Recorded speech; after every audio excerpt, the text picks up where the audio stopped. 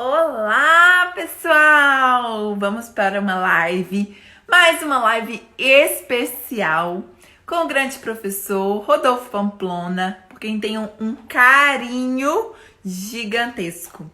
Então, vamos aguardar para poder ir girando aí no Insta. E boa noite. Oi, Alexandre, tudo bem? Quanto tempo? Bom, eu queria que você me falasse se o som tá ok, se o áudio tá ok aí, está pra gente poder chamar o nosso convidado de hoje, que é realmente um cara sensacional. Eu falo que todos são sensacionais, mas cada um tem a sua peculiaridade e é muito bom a gente aprender com esses grandes mestres. Então, hoje, a nossa live com Rodolfo Pamplona, eu vou colocar o tema aqui para o pessoal conseguir acompanhar enquanto Rodolfo Pamplona vem chegando. Responsabilidade e justiça. Isso. Mas uma coisa que eu falei, a gente vai montar uma apresentação aí para ficar mais fácil para eles entenderem. Não no. Porque a gente queria discutir com você no Word inteiro, eles falam uma coisa. Algum teste de redação. Bom.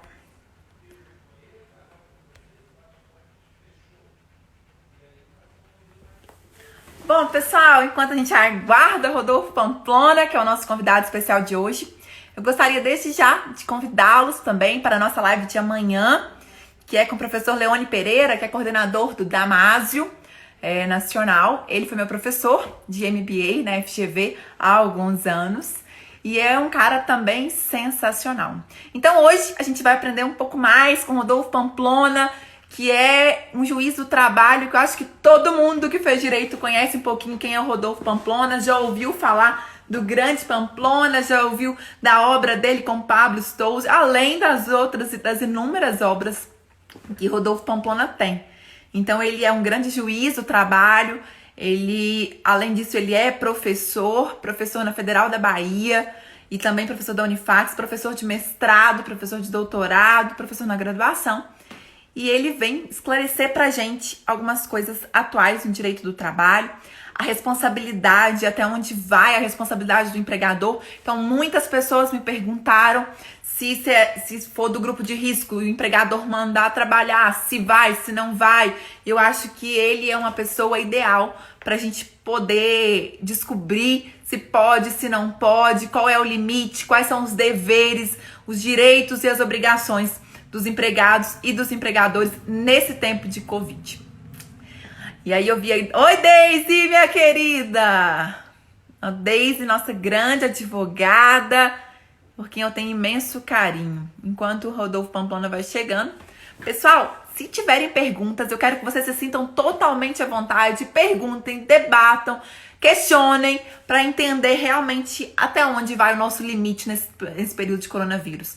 Eu sei que não é um período fácil, é muita gente perguntando sobre se tem que ir trabalhar, se é obrigada a ir trabalhar, se não concorda em trabalhar, se pode negar, se tem que assinar o acordo. Então, acho que são muitos assuntos para a gente discutir.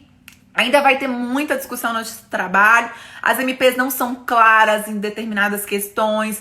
As medidas provisórias realmente elas vieram, mas é para urgência. Mas mesmo assim o direito, a gente tem diversas interpretações que geram controvérsias e que isso vai para o seu trabalho. Só que quando a gente fala de direito do trabalho, a gente está falando de vida, a gente está falando de dignidade de trabalhador. E por isso é muito importante a gente realmente debater o assunto agora para evitar controvérsias futuras. Então, e o Hudson perguntando se pode perder emprego na pandemia. Pode, Hudson, e não é raro. Eu tô ouvindo várias pessoas que chegaram para mim comentando. Principalmente o pessoal de shopping tá realmente tendo uma demissão em massa. E nosso convidado tá chegando por aqui. Deixa eu já enviar o convite para ele.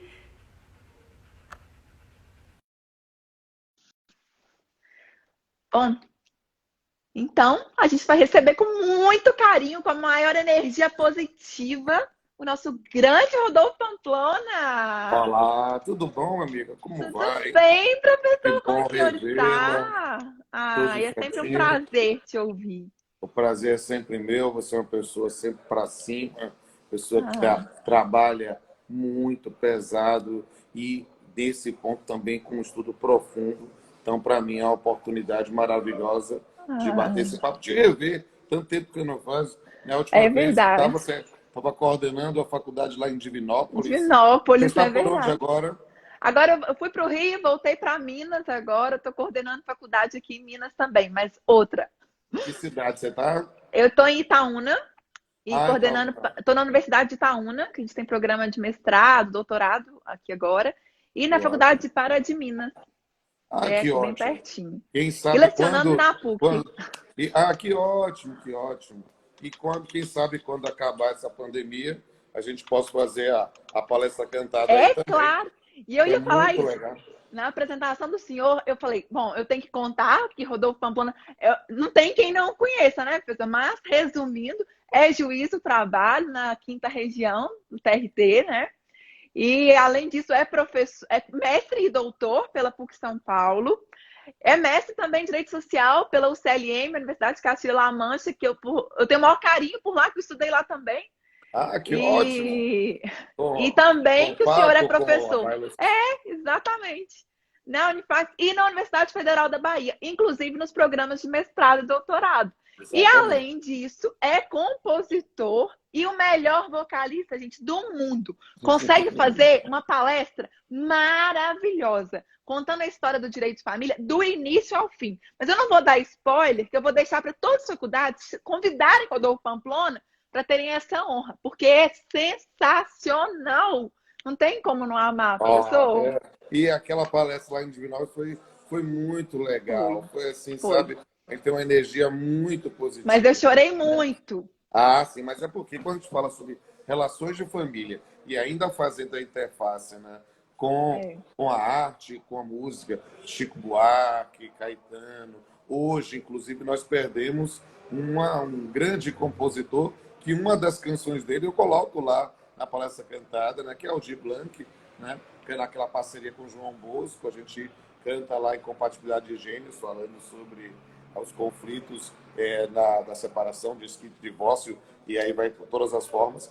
E é muito legal, sabe? É uma pena que na época que a gente fez a palestra aí em Divinópolis, eu não tinha o canal no YouTube ainda, porque é senão a verdade. gente... Mas quem sabe, quando eu fizer aí em Itaúna ou em Pará de Em Pará Minas, de Minas. né? Aham. Ou em uma das duas a gente filma e coloca lá também. Para o pessoal É. que estiver interessado, dê uma olhada nos meus dois canais no YouTube. O canal Pamplona e o canal Papeando com Pamplona. No canal Pamplona tem uma playlist especificamente para palestra cantada. É essa quem está falando. Só não tem Ai. a de Divinópolis, mas prometo que a de Itaúna ou Então a de tá. Pará de Minas estará lá também. Ah, que lindo! Não, já vou esperar logo para passar essa pandemia. Porque É isso ouvir aí. o senhor é delicioso. Aí, ó, já tá É. até aluno Alexandre comentando aqui. Foi show, foi mesmo. Olha, tá vendo? E eu Inesquecível. gostei muito. Eu espero, sabe, mesmo você não estando lá, espero voltar de Nápoles um dia, porque foi muita. Eu senti muito calor humano, achei as pessoas muito legais lá. Foi realmente Ah, uma turma muito boa. E eu mas estou é essa querendo energia muito, do sabe, senhor que quando. transcende pra gente. E eu estou querendo muito, porque nesse momento de isolamento presencial, eu estou nessa maratona de lives, interagindo com todos os cantos do país e algumas até fora do país, mas dentro dessa linha de, assim que for possível, se estabelecer esses contatos, esses congressos, quero muito voltar a viajar, porque estou sentindo falta do contato com as pessoas, sabe, de conhecer mais gente nova também presencialmente. E a palestra cantada é perfeita para isso, porque a É, gente mexe com o sentimento, né? é Através da verdade. arte, que é o diferencial na vida. Né? É, A gente tem visto que nesse período de isolamento, a gente tem aprendido a conviver sem ir a restaurantes, sem ir a bares, mas a gente não consegue viver sem a música, sem a é, poesia, sem o cinema. A gente está se entretendo com isso. Então, é até importante para as pessoas valorizarem mais a cultura, né? é. Eu acho que é o ponto. E eu acho que agora os sentimentos estão à flor da pele, né, Pamplona? Eu acho É, que esse momento é um momento onde está vendo muita gente já questionando o sentido da vida. Eu falei, gente, Isso. e não dá para poder parar. É o momento da gente agarrar, realmente a cultura ela eleva, assim, ela não É deixa a gente verdade. afundar, não deixa a gente cair. E aí, por É. isso que a gente quer ouvir o senhor, que é esse ponto de esperança, de sempre uma energia que é cativante, além do conhecimento que é inesgotável. Então, eu já até Amor. contei aqui um pouquinho. O senhor sabe que eu o citei na minha tese no doutorado, porque eu tenho uma admiração muito grande, não só em civil, mas em processo do trabalho, que o senhor consegue transitar por tudo. E aí eu queria, então, que o senhor primeiro comentasse para a gente. Hum. Decisão do STF, suspendendo o artigo 19, o artigo 29, na hora que fala da responsabilidade do coronavírus Hum. como doença ocupacional. E aí, Certo. até onde vai a responsabilidade do empregador? O empregador, ele vai realmente ser uma doença ocupacional? Não vai? No momento que o STF suspende esse entendimento do artigo 29, como que o senhor viu essa decisão? Olha, essa é uma questão muito interessante. Deixa eu mandar um abraço aqui para a professora Carolina Tupinambá, lá do Rio de Ah, Janeiro, está aqui prestigiando a live também, estou vendo aqui. Mas deixa eu explicar a lógica da MP 927, do artigo 19, o que é que se queria e, digamos assim, o que situação temos, ou quais as interpretações possíveis da decisão do Supremo. A primeira específica a se enfrentar é a lógica do artigo 19, originalmente, era para imaginar que, em função do coronavírus, em função da fácil disseminação, a gente não teria como imaginar que haveria um enquadramento necessariamente como doença no trabalho ou acidente do trabalho para efeito da assistência previdenciária. Por quê? Porque, perceba, a lógica de um afastamento seria por auxílio-doença, evitando, na verdade, os efeitos disso para o contrato de trabalho na questão da estabilidade. Então, a lógica do artigo 19 era essa. Aí, o que é que acontece? O Supremo Tribunal Federal, ano passado, num acórdão que foi, para mim, muito especial, porque eu fui a primeira pessoa no país que escreveu sobre a possibilidade de reconhecimento de responsabilidade civil objetiva do empregador no acidente de trabalho, mesmo com o artigo 7º, inciso 28 da Constituição, eu escrevi, mas nunca disse que a responsabilidade é objetiva. Acho que podia ser com a aplicação do parágrafo 927. E o Supremo admitiu isso. Admitiu, e é um dado muito interessante nesse ponto, porque a gente escreveu, eu escrevi isso em 2002, mas a gente colocou no nosso livro em 2003, no livro de responsabilidade civil, e Pablo não concordava comigo. A gente puxou a nota de rodapé, inclusive, que está lá até hoje, né, dizendo, olha, a tese aqui defendida no livro é que é possível, mas nos debates internos entre os dois autores, né, Rodolfo admite mais que é possível, Pablo tem algumas restrições, mas deixou isso lá e ficou registrado. E o Supremo acolheu a minha tese no ano passado. Eu fiquei muito feliz com isso. Só que, sabe uma frase, parece bem mineira, quem nunca comeu melaço quando come sulamuza, né? E aí o que é que acontece? Em função dessa diretriz, o Supremo Tribunal Federal, por pensar numa possibilidade de uma responsabilidade civil objetiva, suspendeu o artigo 29, né? E não colocou nada no lugar, não deu interpretação conforme, não deu, simplesmente disse que era inconstitucional esse ponto. Mas toda a construção, e por isso a sua pergunta muito precisa, né, foi no campo da ideia da responsabilização. Mas perceba que a gente precisa, e a gente está passando por um período tão complicado da história do país que as pessoas querem rediscutir, às vezes, a medicina, ou rediscutir o óbvio. Perceba, o artigo 29 tinha que ser interpretado restritivamente para dizer que o fato de que estamos sujeitos a esse contágio, isso, mesmo que tenha sido contraído no ambiente de trabalho, não seria por si só uma doença do trabalho ou um acidente do trabalho. Ponto. Essa é a ideia da generalidade. É claro Uhum. que o empregador, que é um hospital, por exemplo, que está com os médicos na linha de frente, e nesse ponto pode, e acontece, e tem acontecido muito, né, de Uhum. médicos, enfermeiros e outros profissionais de medicina que estão realmente na frente da Sim, batalha, eles contraiam isso e tenham sequelas desse ponto, é lógico que ali poderia ser caracterizado como acidente de trabalho. Então, a lógica é imaginar que o dispositivo tinha que ser interpretado pensando genericamente. O cara que está no balcão do mercado e atende uma pessoa e que não está como controlar o acesso do empregador, se aquela pessoa está ou não está com vírus, porque é um inimigo invisível, e a pessoa contrai isso, que tem contato. Isso não deveria ser, por si só, acidente de trabalho. Essa era a lógica do artigo 29. Só que quando o Supremo declara inconstitucional, e digamos assim, a situação vira de avesso. Por é. quê? Porque nesse ponto, o indivíduo, né, vai dizer, então, todo mundo que contrair o Covid está enquadrado como acidente de trabalho, se isso for possível pensar de ser na relação de emprego, é uma das interpretações possíveis. Mas perceba, ela beira o absurdo, porque a gente, na verdade, não tem como fazer a demonstração de um nexo de causalidade de que foi no trabalho, porque as pessoas convivem umas com as outras. E aí a Uhum. gente vai discutir esses aspectos. E numa situação de uma doença, de uma virose que gera uma doença, né, que tem um grau de contágio tão acelerado, a decisão do Supremo Tribunal Federal, na verdade, mais bagunçou do que esclareceu.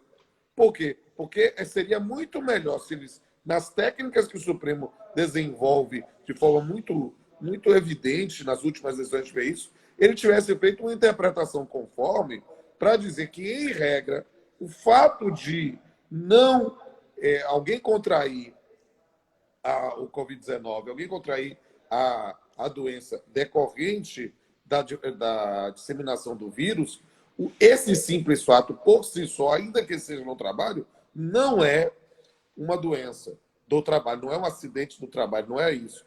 Mas que situações em que se esteja efetivamente num risco de atividade, efetivamente nesse trabalho com isso, aí sim Uhum. poderia ser. Aí o que é que acontece? Isso aqui foi para explicar o dispositivo como era e talvez como o Supremo decidiu. Do jeito que o Supremo decidiu, o que é a questão é a seguinte: demonstrou que o contágio foi no ambiente de trabalho, é acidente de trabalho e não tem conversa. E aí a Uhum. perspectiva se torna mais ampla do que a visão original. Por quê? Porque ainda levando em consideração a própria decisão do Supremo Tribunal Federal de que há a possibilidade de responsabilidade civil objetiva, aí a gente vai pensar não somente na tutela previdenciária, mas de uma Uhum. responsabilidade civil.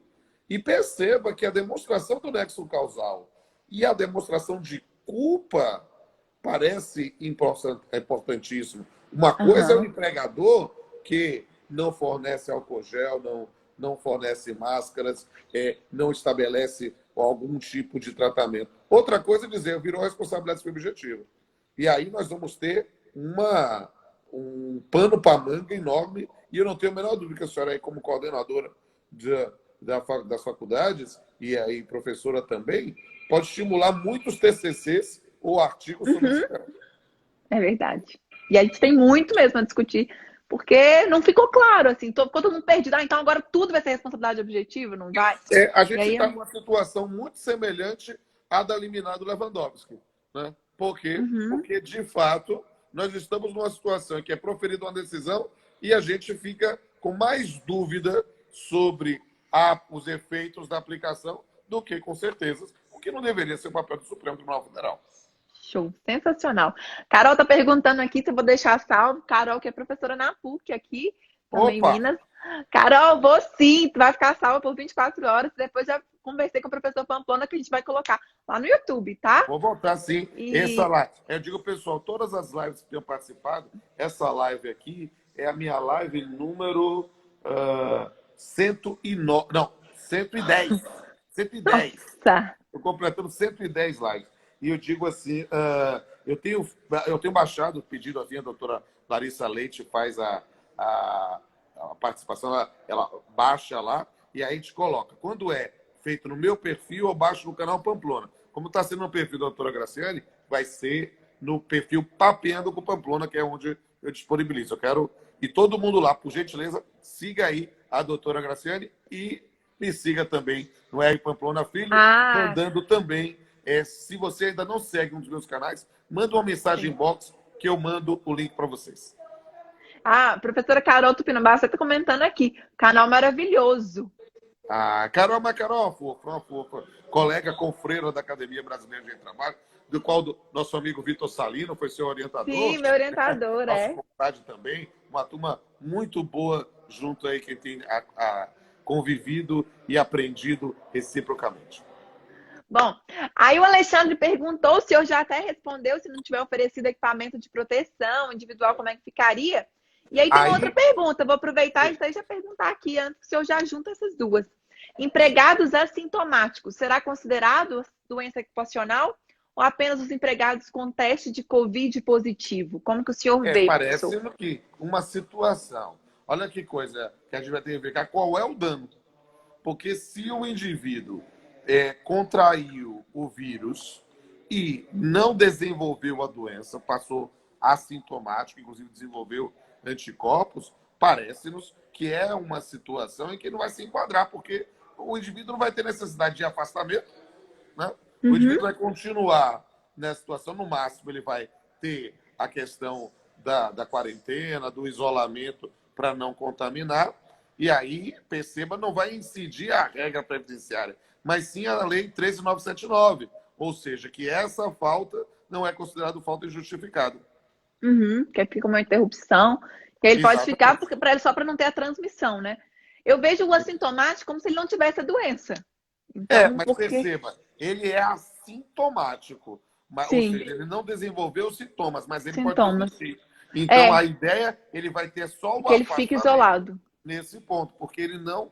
Perceba que não se trata de uma licença médica no sentido de um afastamento ou de um auxílio-doença ou auxílio-doença acidentária. É, na verdade, um afastamento simplesmente para preservação, né, do meio ambiente de trabalho. Então, a priori, para esse, parece-nos que a proteção não se enquadraria, porque estaria submetido a todos, a menos que alguém vá suscitar, e é um campo de... Em função das incertezas da decisão do Supremo, a gente tem que cogitar ao indivíduo dizer, olha, não, o fato de eu ter ficado isolado, né, gerou-me um constrangimento tal que eu preciso, aí talvez pedir uma reparação por danos morais, alguma coisa assim, e aí é algo que a gente vai ter que fazer uma análise, mas perceba que a análise da ideia, que pode ser uma presunção omnis, pode ser a ideia de um dano in re ipsa, mas vai ter que demonstrar o nexo de causalidade. Porque o grande lance nesse ponto é como demonstra o nexo de causalidade se estamos todos submetidos a estar contaminados, até mesmo nas nossas próprias casas. Exatamente.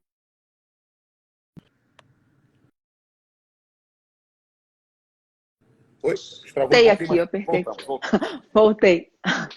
Bom, excelente. Aí a Júcia até comentou que muito bacana aqui a reflexão e ela vem falando perfeita a análise.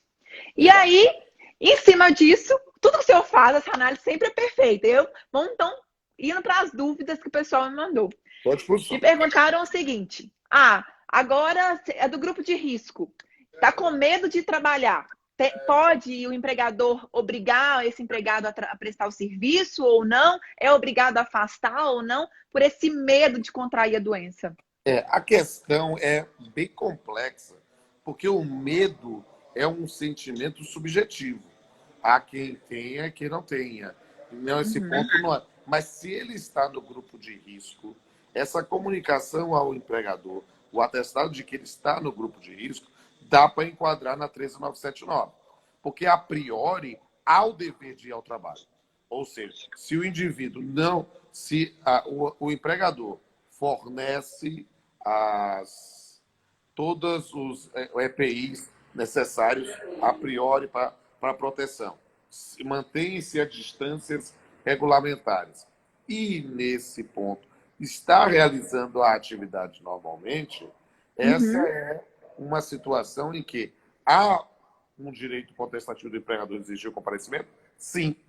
Agora, se o indivíduo tem uma demonstração médica que está enquadrado no grupo de risco e, por isso, tende a entrar em isolamento, aí perceba, nós vamos... Bom, eu tenho falado isso com frequência, Gabriel, que a gente tem visto uma revalorização da disciplina jurídica das relações de trabalho, né, com esse período da pandemia. Por quê? Porque só com a Lei 13.979 a gente passou a explicar para as pessoas a diferença de suspensão e interrupção, até onde, quando paga o empregador, até quando paga a partir do INSS. Então, parece-nos que essa é uma situação em que não basta o simples medo. É preciso que haja uma demonstração, uma recomendação médica de que o indivíduo não compareça. E aí, se ele não comparece, tem isso, nós vamos ter, na lógica da interrupção, 15 dias para o empregador, depois para o INSS. Mas é preciso, e o empregador tem o direito de exigir que haja a prova nesse sentido. Por quê? Porque, perceba, o indivíduo não está contaminado, o indivíduo não passou por um local em que poderia ter havido contágio naquela primeira fase. Não, o indivíduo apenas está no grupo de risco. Eu estou no grupo de risco, eu sou cardíaco e tenho problemas respiratórios. Então, nessa circunstância, estou falando alguma coisa que é minha mesmo. Se o empregador tem a possibilidade de estabelecer o mínimo de segurança dos dados, é possível ir, mas estando eu no grupo de risco, procuraria um médico, atestaria isso, informaria o empregador e dizia, olha, vamos ver se a gente consegue uma situação alternativa. Você pode me colocar em home office, em alguma coisa assim. Não sendo possível, nós vamos trabalhar especificamente com a Lei 13.979, 15 dias para o empregador, o resto pelo INSS. Show. E aí, com isso, eu já vou responder um tanto de pergunta aqui. O pessoal perguntou, pode suspender? Aí o professor Pampona até falou, não, pela Lei 13.979, gente, não vai descontar essas faltas. Então, são faltas justificadas. Então, nesse caso, não tem desconto. Eu vejo como uma interrupção do contrato, não uma interrupção do contrato. Né? Só que na disciplina, aí mutatis mutandis, vai falicar sempre até 15 dias banco empregador. Depois tem que ser o INSS, porque o empregador não ficaria com um ônus superior aos 15 dias. Por 30, 40, até não, aí o indivíduo tem que se atividade. habilitar no INSS. Por isso, a importância da demonstração médica de que o indivíduo está no grupo de risco, está numa situação, e por isso fazer. Por quê? Porque o empregador não tem que custear isso indefinidamente. Pessoal, surgiu outra dúvida aqui em várias empresas e gerou uma grande discussão, porque muitos estavam entendendo, inclusive o INSS comentou isso, que não precisaria nem de atestado para poder afastar o empregado. E aí eu, como advogado, falei, gente, é muito perigoso, porque depois, para afastar pelo INSS, já teríamos problemas. Até tudo bem para a empresa, mas como é que o senhor vê isso? Olha, eu vejo o seguinte, é claro que a gente pode imaginar uma determinada situação calcada na boa-fé objetiva, em que se possa imaginar... E olha, vamos pensar logo lá no começo. Eu acabei de voltar da China, eu acabei de voltar da Itália, eu acabei de voltar dos Estados Unidos. Eu vou precisar de um período de isolamento para garantir isso. Essa é uma circunstância que não tem atestado médico, entende? Então, essa informação dada, né? Porque está preservando também o empregador. Então, é algo nesse ponto que se precisa ver. Mas isso só tem para os altos empregados. Perceber que a situação em que o indivíduo está assintomático, mas está com o vírus, isso só pode ser atestado por um médico. A circunstância do indivíduo não estar contaminado, ou seja, não tem o vírus, não é ser sintomático, ele não tem o vírus, mas ele está no grupo de risco. Perceba, É claro que a gente respeita a ideia de boa-fé objetiva e é uma premissa fundamental para mim, até como professor de direito civil. Mas qual é o controle que a empresa pode ter na circunstância de alguém que não é que está no grupo disso? Ele está com medo. Porque é natural ter medo. O medo é humano. Então, peraí, como é que você vai ficar nessas circunstâncias? A gente precisa ter o mínimo de disciplina. Por quê? Porque depois dos 15 dias, como é que vai habilitar para o INSS? Como é que o empregador vai informar? Ah, ele me disse. Perceba, a situação é mais complicada, não é mesmo? Sim. Show. Bom, então vamos, que tem muita dúvida aqui para a gente falar com o professor Pamplona. Estou vendo aqui conosco o Solano, que pretende dar a Matra 7 aqui, falando um oi, falando Pamplona, o rei das lives. Gente, muito bom ter participado de outras lives minhas. Para mim é um prazer enorme ter uma plateia, ter uma presença tão distinta aqui nessas lives. Pamplona, gestante, dá para reduzir jornada e, consequentemente, salário de 25%, 50%, 70%? Eu não vejo. A lei não trouxe impedimento. Então, é claro que a gente pode imaginar que é uma situação peculiar, até pela circunstância pessoal, mas o fato é que a lei, a medida pessoal, não fez acepção de tratamento diferenciado. E perceba, a gravidez não é doença. Gravidez não é doença. Então, nesse ponto, eu até falando com você, eu sei que você ficou lá para ter seu filho, ficou até perto de parir, né? Até no dia. Exatamente. Então, não há impedimento nesse ponto. Então, vai ser a adequação. Agora, perceba, o empregador pode, por razões de sensibilidade, humanitárias, pensar se vale a pena ou não. Mas perceba que a lógica, e aí me permita falar, eu tenho feito tantas lives que eu sei todas as normas de cor. A gente precisa entender a diretriz. A melhor diretriz é a MP 927 e não a 936. Se dá para fazer home office, se dá para antecipar férias, feriados, se dá para fazer banco de horas, faça. É melhor porque, inclusive, evita, digamos assim, problemas posteriores de um passivo. E me permita falar, você que atua na advocacia também, né? E eu na minha condição de magistrado, eu tenho que dizer, olha, a MP 927, na maior parte dela, ela seguiu uma linha muito boa. Sabe por quê? Porque a gente ensina na graduação o banco de horas na perspectiva só da exploração.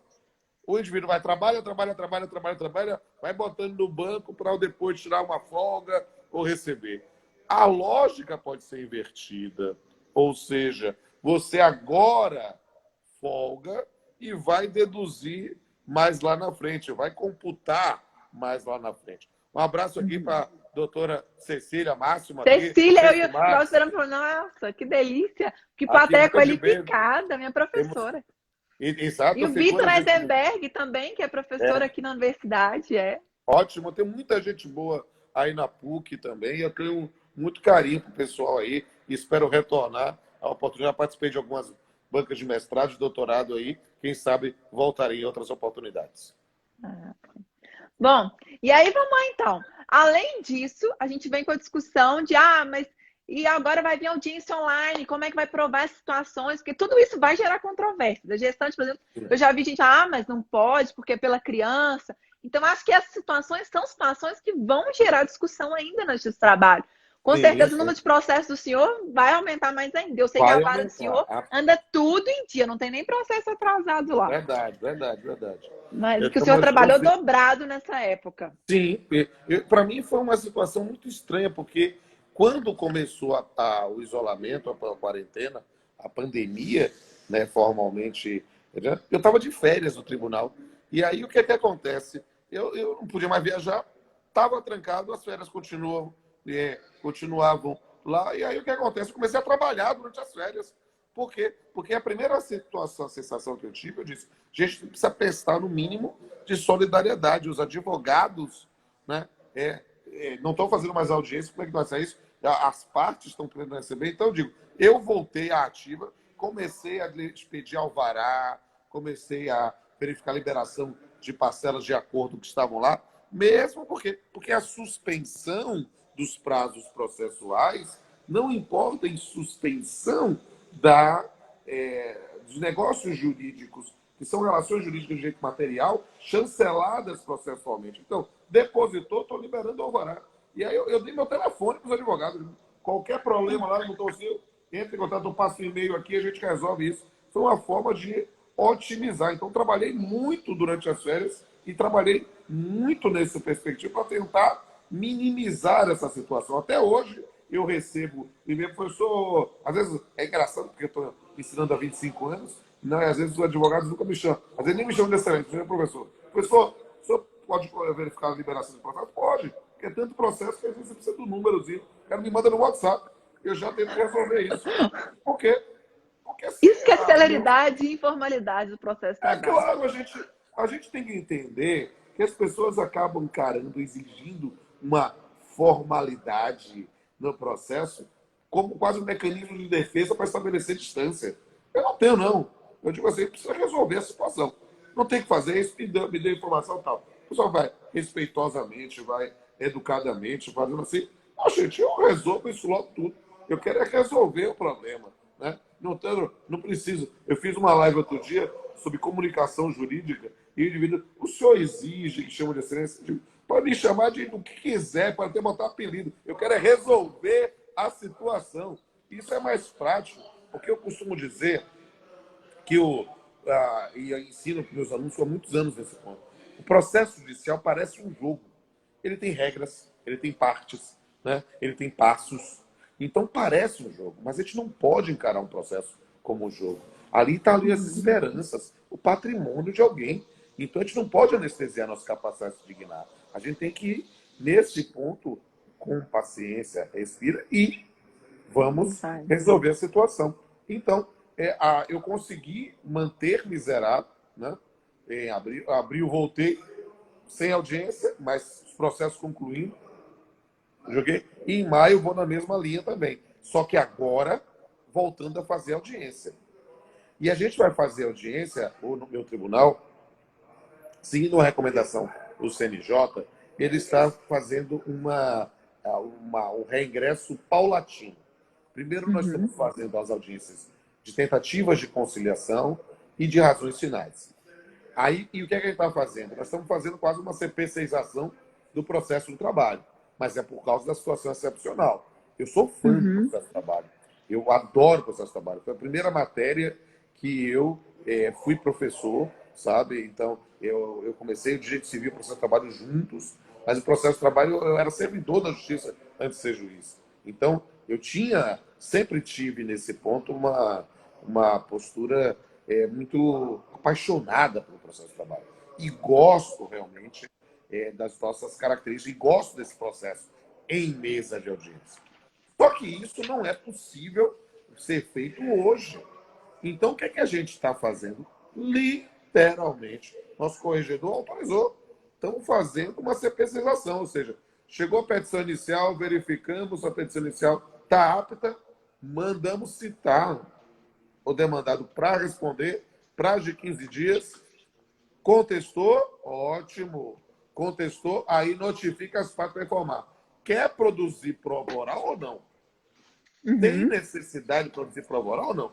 Porque se for só matéria de direito, já vou fazer a conclusão do processo.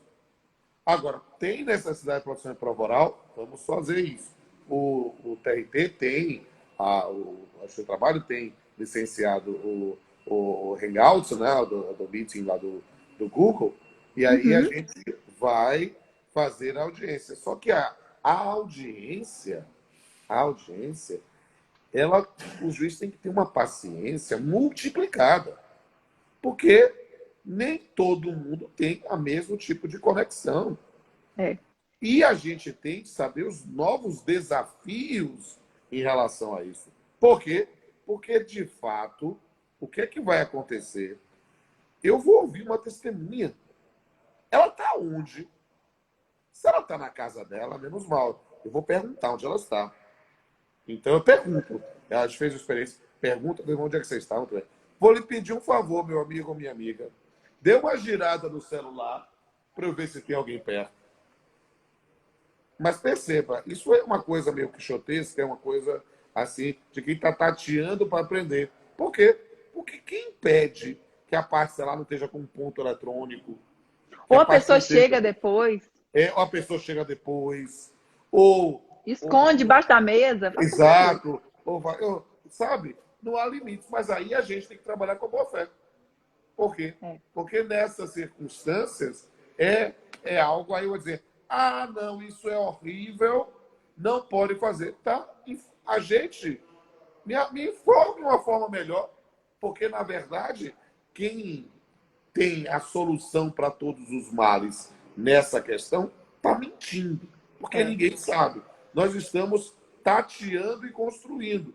Mas também a gente também tem que ter, e a verdade seja dita, tem que ter eu não quero usar a expressão bom senso, mas vou usar o bom senso de perceber que mesmo presencialmente a gente não pode achar que é todo mundo santo, sabe? É algo. Ninguém pode. Ah, não, mas eu não quero ter contato. Mas pode ter tido contato testemunha fora do prédio da justiça.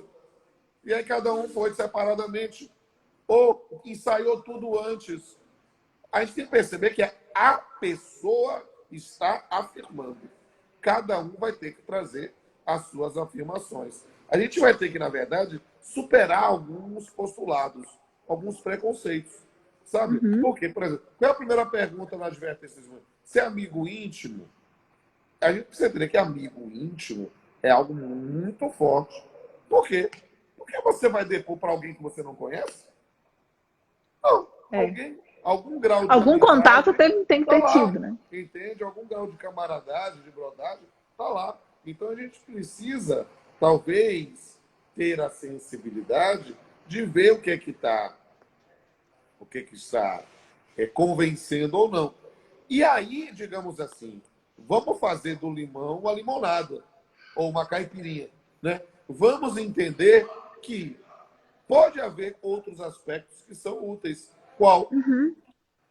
Agora está gravado. A informação da testemunha está gravado. O áudio, o vídeo, o que a testemunha falou, está lá. Então a gente vai tentar verificar nessas circunstâncias. E aí o que é que a gente tem? Nessa aplicação, não dá para entrar naquela visão que eu acho lamentável de alguns colegas meus, de achar que eu prendo e arrebento. Não. Vai ser muito parecido com o negócio jurídico processual. Por quê? Porque, de fato, a audiência de instrução vai acontecer se todo mundo quiser que a audiência de instrução aconteça. Ou seja, eu quero fazer a instrução, sim. Não vai dar para dizer mais, se vira, doutor, o senhor traz a testemunha. Eu não. O senhor diga o número do telefone, a gente faz uma ligação, a gente vai usar o Hangout. Agora, o que é que a gente tem? Por exemplo, eu estou convencido já disso. A gente tem que fazer a audiência pelo sistema de Hangout. Tem pessoas que não têm facilidade com a internet, né? Eu costumo dizer com frequência, os nossos alunos são nativos de um mundo digital. Eu, que sou muito mais velho que você, né, sou nativo de um mundo analógico. E eu migrei para um mundo digital. Mas os nossos pais, eles são nativos de um mundo analógico e ficaram lá mesmo. Então, para eles, é muito difícil, às vezes, ter esse contato no computador, na tela. Então, eu não tenho o menor pudor em perceber o seguinte, que talvez, em uma determinada circunstância, em que eu estou lá tentando fazer que a testemunha participe da audiência via Google Meetings e não consigo, eu talvez vou fazer o seguinte, testemunha, qual é o seu número de telefone? Esse aqui. Eu vou te ligar pelo WhatsApp, tá? Vou fazer um vídeo chamar. Aí você diz, mas não pode, porque o sistema do tribunal é esse. O certo é fazer para o seu tribunal. Mas não estou conseguindo. Só que o sistema do tribunal é para a realização do ato. não é da substância. Por quê? Uhum. Porque o que vai para o processo não é a gravação. O que vai para o processo é a ata. A Aham. gravação fica lá e vai ser eliminada. Entende? Então a gente precisa compreender essa perspectiva, até para não sobrevalorizar os meios pelos fins. A gente precisa realmente entender que ali é a busca da prestação jurisdicional. Show. E a formalidade do ato é conseguida com o registro em ato. Sim. A Deise, que é advogada, inclusive, tem escritórios do Nordeste, né? Deise perguntou aqui, mas como? E aí o senhor comentou isso, como que vai ficar o sigilo do depoimento, como que vai ficar o isolamento das partes. E aí, como o senhor falou do acesso, eu vou até ter que fazer mais uma pergunta. Porque quando liga pelo WhatsApp, aí a gente, imagine que o senhor já ligou direto pelo WhatsApp. Como que o advogado vai conseguir fazer as perguntas, vai conseguir saber o que aquela testemunha está falando? Como que vai ficar o acesso à justiça? O senhor não acha que fere esse acesso? Não, aí o que acontece? A gente precisa adaptar. Tudo tem que ser adaptado nesse sentido. Obviamente, quando eu trouxe a situação, é de o que eu poderia fazer para otimizar uma prestação jurisdicional em que todos os interessados querem realizar a instrução e apenas a testemunha X está com dificuldade. A gente precisa ter mínimo de criatividade. Eu não vou fazer a audiência toda pelo WhatsApp. Então, numa circunstância, eu vou fazer assim. Perceba que eu não vou querer fazer, não vou impor isso ao advogado. Vou começar com ele, vem cá, vocês topam fazer isso aí? Porque a gente pode tentar resolver. Eu já fiz isso, muito antes da pandemia. Agora, é quando a gente... O que há é que a gente precisa compreender que lidar com um ser humano é aprender a sentir a dor do outro. A gente precisa ter um mínimo de empatia, né? Para compreender como é que a gente vai conversar com a pessoa. O magistrado que diz, não, eu quero fazer isso, pronto, e acabou, e vou tudo que você está olhando para me atrapalhar, ele, na verdade, está detonando o próprio processo. Eu quero saber, vocês têm alguma sugestão? Né? Eu fiz isso uma vez, e não era nenhuma hipótese de ouvida, era uma coisa mais fácil. Era uma homologação de um acordo extrajudicial, e que eu não sou nem obrigado a fazer audiência, mas eu faço para que garantir a idoneidade da manifestação de vontade. Só que a empregada estava em Portugal, porque ela estava fazendo mestrado em administração, alguma coisa assim, deixou uma tia com procuração, firma escritura pública, para cuidar dos seus negócios. Mas, desculpe, é uma audiência, eu queria ouvi-la. E aí ele disse, eu não vou homologar um negócio desse assim, se ela está aqui, me perdoe. A advogada, doutor, o senhor faz uma videochamada? Faço. Sem problema. Tudo bem com vocês? Tudo. Ele está querendo resolver? Ele está querendo resolver. Não foi nem no meu telefone, o telefone dela. Liga aí, por favor. Perfeito, telefone. Aí foi engraçado. Aí essas pessoas são foi engraçado. Por quê? Porque quando atendeu, aí eu pedi, só me dar o seu telefone, falou, Deus, né? E quando atendeu, a moça atendeu, a pessoa gritou lá, professor! O marido dela tinha sido meu aluno há muitos anos no clube. Aí estava lá, você atestou até mesmo a identidade dela. Né? Então a gente resolve isso. Claro que sabe, eu não sei, eu sou baiano mesmo, mas acho que eu devo ter uma coisa de mineiro, sabe? Eu acho que tudo que a gente puder conversar, dá um jeito. Resolve, sabe? Se a gente tem boa vontade para conversar, se resolve. É verdade. Esse negócio de ficar, sabe, criando problema, né? A gente tem que... Ou, talvez isso, essa coisa de criar problema, é uma deficiência dos nossos cursos de graduação, sabia? Porque eu vejo isso, tem mudado muito. Nos últimos 5 anos, isso mudou muito. Mas eu que estou ensinando há 25, eu vejo...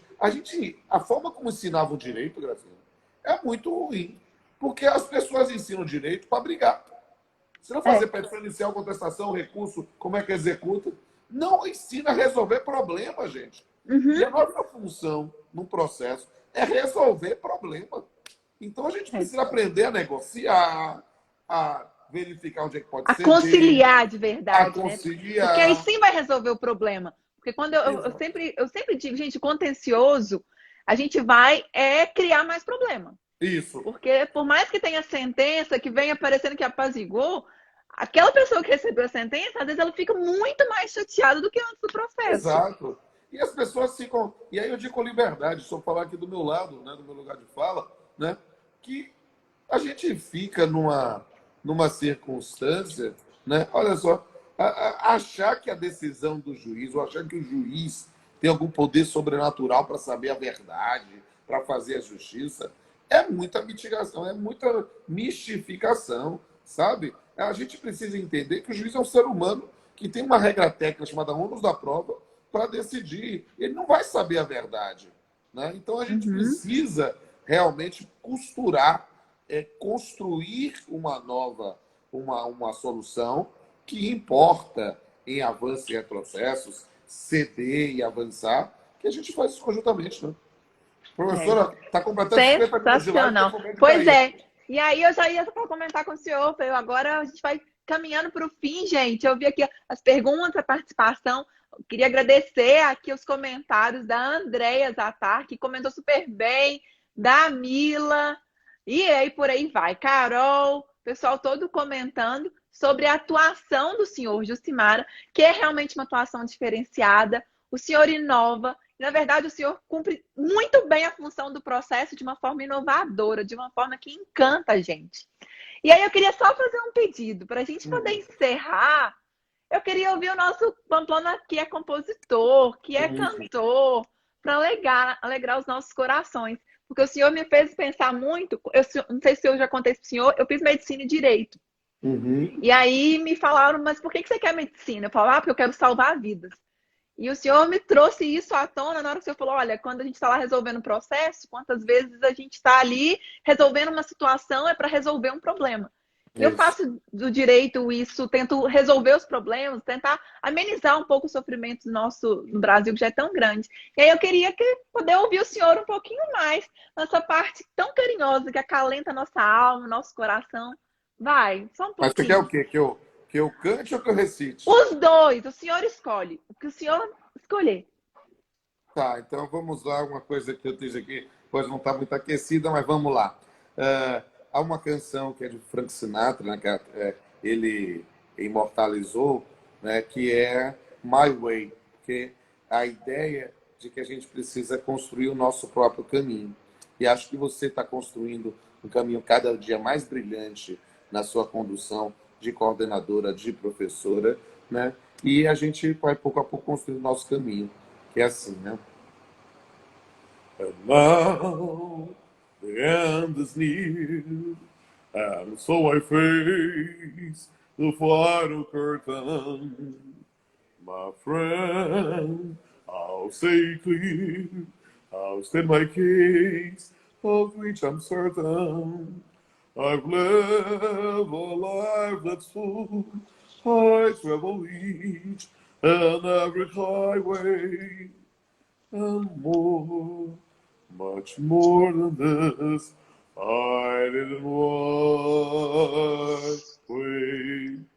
Beijo, querido. Sensacional! Muito obrigada de coração. Um abraço muito carinhoso daqui de Minas, bem caloroso, com aquele calor de mineiro. A gente espera muito o senhor aqui. E, pessoal, tá lá, a live vai ficar salva 24 horas no meu Insta, que é Graciane Saliba, e no YouTube, youtube.com/Graciane Saliba. Quem não quer ouvir Pamplona 10, 15, 20 vezes? É sempre um bálsamo para os nossos ouvidos. Um beijo, pessoal. Obrigada. Um beijo, querida. Diga o pessoal aí. E eu vou também copiar, colocar isso lá no meu canal no YouTube também, para eu poder divulgar o trabalho dessa professora encantadora que está produzindo cada vez mais. Um beijo, querida. Beijo, obrigada.